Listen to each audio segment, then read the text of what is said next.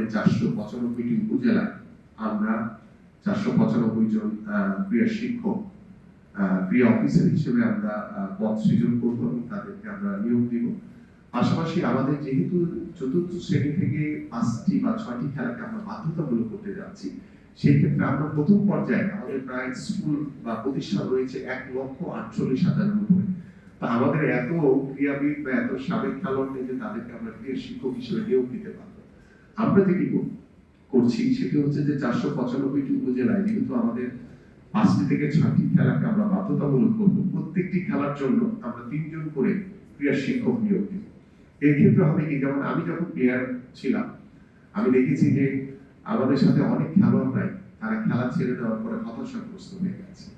তারা হয়তো কেউ বাড়িতে গিয়ে দোকান দিয়েছে, কেউ হয়তো বিদেশে চলে গেছে, তাদের সেই আর্থিক সচ্ছলতা তারা পায়নি।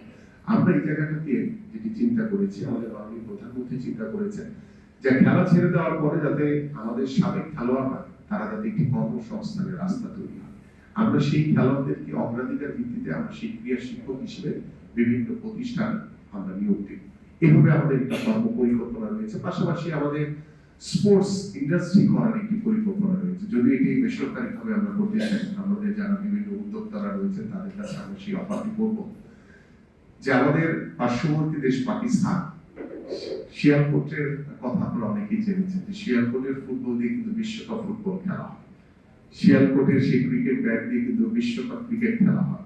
বিভিন্ন স্পোর্টস গুডস যদি পাকিস্তানের সেই শিয়ালকোটে তৈরি হয়, আমরা কেন পাবো না? আমরা যদি আমাদের দেশের চাহিদা যদি পূরণ করে আমরা যদি বিদেশেও যদি রপ্তানি করতে পারি সেই আন্তর্জাতিক মানের এবং